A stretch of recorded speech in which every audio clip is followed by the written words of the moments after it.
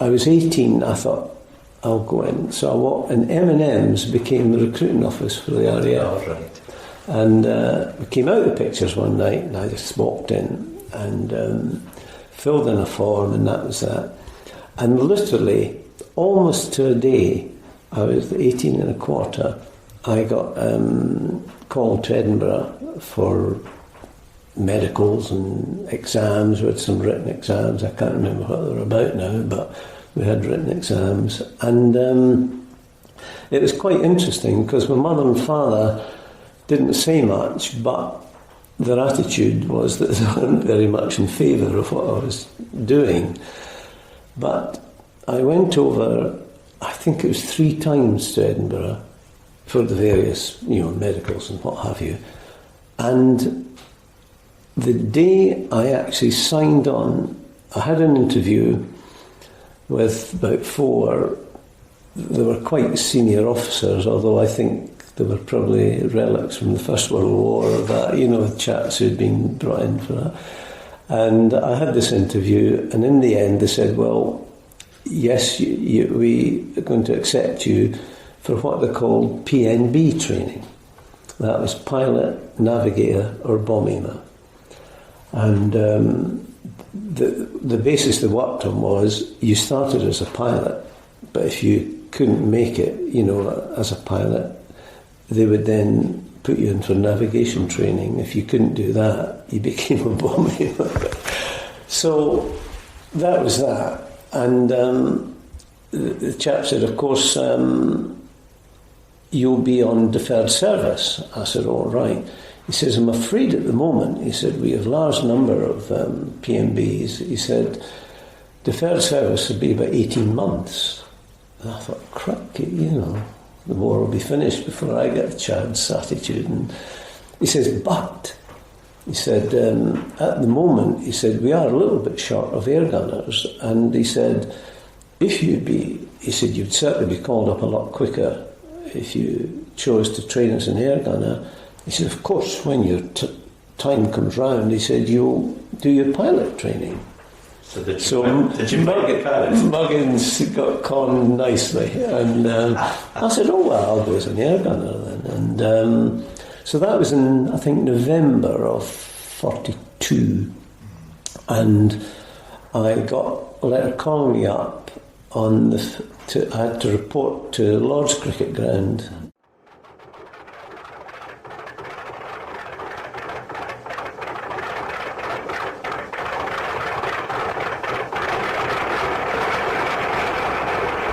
Starting port inner now.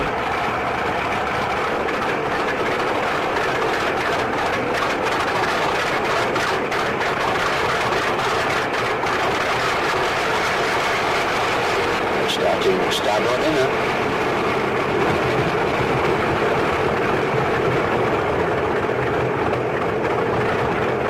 Starboard outer now.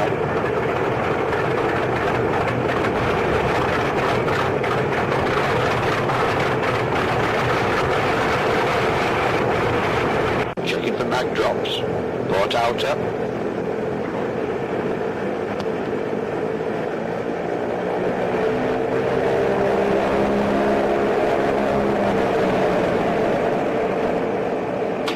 Check port inner.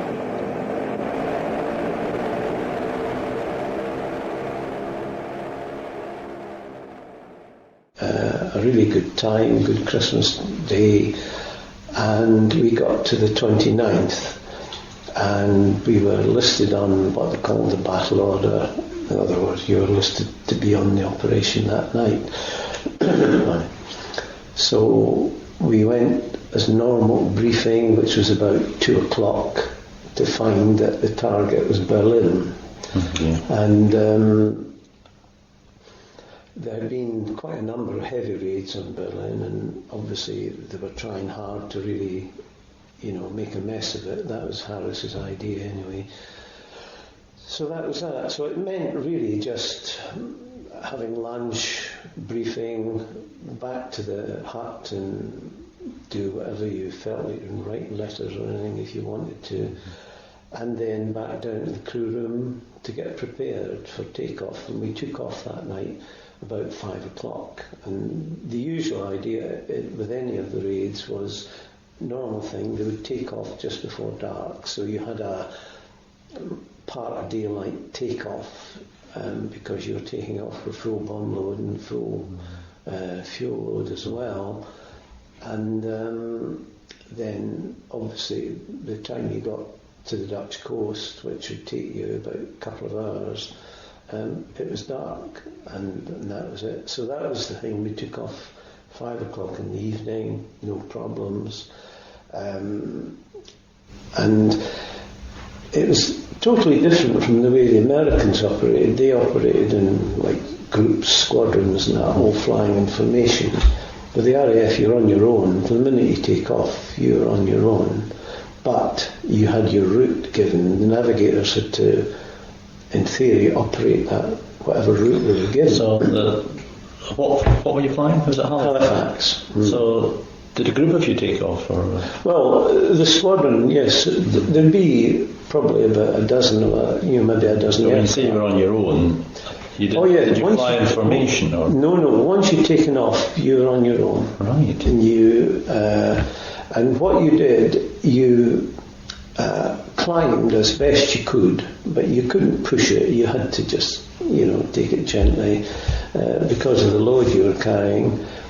And then they had a turning point just on the Norfolk coast, and that's the point you all made for a particular time, depending what you were told. Normally they went in waves. Mm-hmm. But I think that night the idea was that there was over 800 aircraft bombing Berlin that night, and it was in 3 waves. Well, a wave, you maybe had 10 minutes, so you had about 800 aircraft bombing in under half an hour. So, as you can appreciate, if everybody was on course and at the right timing, you had an awful lot of aircraft very close together, and this was one of the big dangers, was collision with your own aircraft. However, we no problems at all, and it was heavy cloud. We'd climbed cloud quite a bit, and in fact we were over the Dutch coast and over Holland before we actually got to the top of the cloud. The cloud was about 14,000 feet, the tops, and we were over Holland when an aircraft near us got attacked by a fighter, and the bomber, like the gunners, replied to the fighter, and we weren't sure, but we got hit by one or the other. We got something. However, everything seemed fine, and we carried on. And in actual fact, I only found out not many years ago that there was a Lancaster shot down over Holland that night. Rather, when I say shot down, they were badly damaged, and they actually got back over the North Sea. They ditched in the North Sea, and the whole crew survived, which most unusual, but they did. They were very lucky. Anyhow, we pressed on. We got above the cloud, and everything was going according to plan. The weather was clear then, apart from cloud underneath, and I can remember we could see Hanover. The defences there, somebody had been off course and was being shot at, and when our starboard outer engine started to act up, and the engineer could do nothing with it, and he just said it was losing power, and he said the fuel seemed all right, we had plenty of fuel, we hadn't anything, but in the end we had to feather, shut the engine down, feather prop, and we carried on, and which was the best way, because to turn around in the middle of about 700, 800 aircraft was a dangerous business, because everyone was at different heights, depending on your actual aircraft.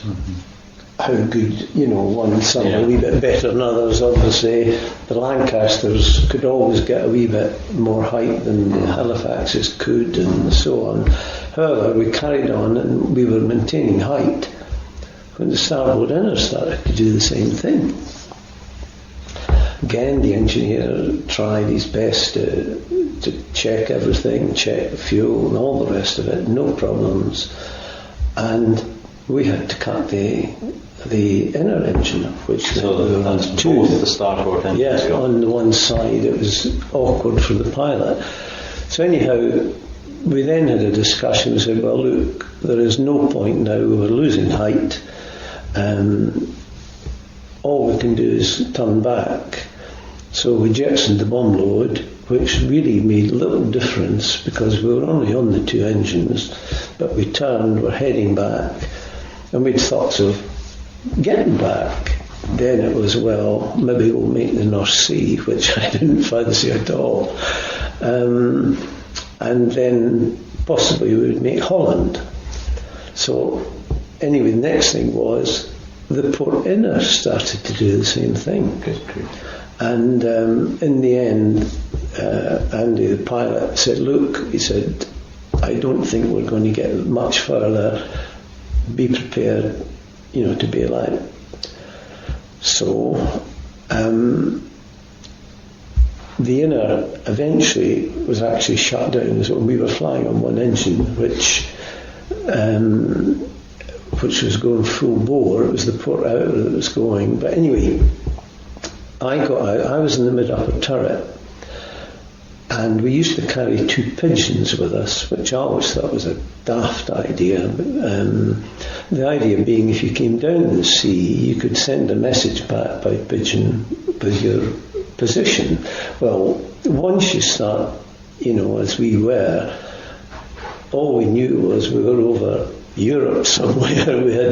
We couldn't have given a very close thing, and as you can appreciate at the sea, unless you have a very, very good pinpoint where someone is, you have a job to find them, particularly a dinghy. Anyway, we were struggling on, and I used my parachute to hold the two pigeons, the two boxes in position. So I got out the turret. Now, we'd never, any of us, put a parachute on. I was just about to ask you that. No, we had what they called the observer type chute. You had the harness, which with two hooks on the front of it, and you just clipped the parachute on, the parachute pack on. The theory then was, or in practice what should happen was you pull the handle, which the pilot chute comes out. The pilot chute then pulls out the main chute. The main chute then pulls the remainder of the pack off the hooks, as it with the hooks. That in turn pulls the straps that are just held by a little bit of strain on your shoulder, and you end up hopefully swinging underneath the parachute. That had been explained to us once, I think, and that was it. So in other words, you've never ever done a jump before. No, you'd remember you pulled the handle, that was the main thing. So what I did was, in the Halifax, the centre section of the wing comes right through. I mean, obviously you've got a huge centre section which goes out either side of the fuselage, and then the rest of the wing is added on. And I thought, well, I had to climb over the centre section, which is awkward. Then I had to go along, go past the pilot, and then go down into the nose, below, underneath the instrument panel, and then there was the hole in the floor to jump out. So I thought, well, the best way to do this, I'll clip my chute on, and off we go. So I clipped the chute on, to find, to my horror, it pulled the hook, the main pack out, pulled the strings, broke the strings on my shoulder, and the parachute and all the harness landed at my feet. Oh dear. So I sort of folded it on top and then held it. So I then had faced with getting over the centre section, one-handed if you like, holding the chute, which I did. And I was determined, and it was funny how I suppose you say not silly things, but things go through your mind. I thought I must remember which side the handle's on, because if I let go of the chute when I got out, if this thing floated away from me, I would have been going down without the chute being open. Anyway, I can remember going past Andy the pilot, and there was only Andy at the controls, and our wireless operator left. The others had gone, and I got down the nose, and there's a hatch which seems far too small to get out, but my idea was, people used to say, give yourself if you have to jump, make sure you give a good shove, because there's a tail wheel that might catch you if it's just to cheer you up. And I thought, well, I'm never going to be able to push myself much one-handed, as it were. So anyway, I thought, well, I mustn't waste time, because when I got past the cockpit, we were not much over 2,000 feet by that time. We were getting down, and there were still two of them going to be after me. And I could see Andy needed to hold. As you can imagine, the natural thing with the aircraft was those two, and they were going to just roll you over. Anyhow, I got to this hole, which was pitch black. We were in 10th cloud. It was actually pouring buckets of rain, and all you got was this like mist coming up, and that's where you had to go out. So out I went, and I just had an impression of the aircraft going past, and I pulled the handle, and fortunately it did open with quite a jerk, and I had a bit of a stiff neck for a few days afterwards, but nonetheless it did. And there I was happily in my chute in cloud and rain, and then I heard the aircraft turning, and I thought, oh crikey, it's coming back, but it wasn't. It was going over and going down. Can you describe your thoughts at that moment when you just were you aware of the fact that this could be it? This could be. No, I thought, obviously, even now and over the years, I remember talking to John Duncan about this. Strange enough, he had an incident last week. John Duncan's the former minister. Yes, sorry. He's out in Baghdad at the moment, isn't he? Basra. He's in Basra. And his vehicle hit a landmine last week. Oh dear. Yeah, but nobody was hurt, fortunately. But we thought about it, and no, I was quite, I suppose you'd say, calm about the whole thing. And as I say, the aircraft exploded, I hit the ground obviously with a tremendous bang, because we still had a lot of fuel on board, which went up, and I started then to swing, and somebody said, well, if you swing one way, you pull on your straps the other, and I was still trying to work this out when I realised there was a darker bit just to my right, and the thing was I was swinging back and I hit the ground, and that was it. I went through some wee bushy trees or something, but I was on the edge of a field, and there was a road within 20 feet of where in other words, I was on the edge of a field. And Albert, when you hit the ground, did you have any idea where you were? Not a clue. And I took off my harness, took off my Mae West jacket thing, which I didn't need, helmet obviously, and got the chute, wrapped it all up, and we were told usually get rid of your gear and get away from where the aircraft's come down if you're reasonably close to it. So I thought, well, I'm not all that far, wherever it was. So anyway, as I say, it was raining quite steadily, not a breath of wind. And I was all just getting that done when a car came along. That's how I found out I was near a road. This car came along, so I hid down in these bushes and the car went past, and so I thought, right, I knew the aircraft was to my left. I thought there was still the glow in the sky where it was burning, so I thought, well, I'll go right, and off I went. And of course I heard music then, and I was walking into a village, and there was a local dance going on.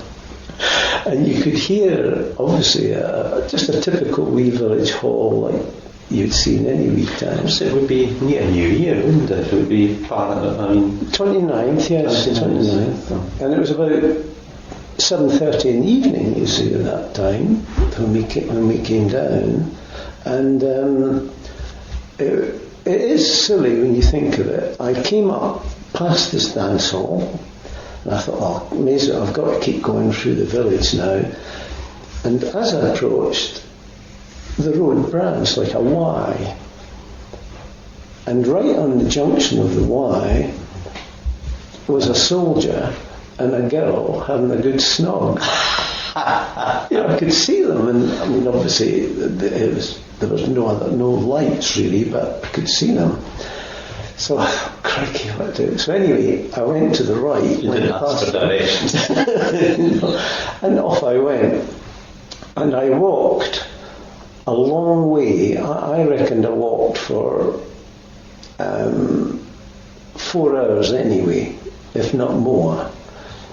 And I was getting tired, I was getting wet, and we were told, get away from where aircraft came down, find somewhere to hide up for the night, and then assess your situation in daylight.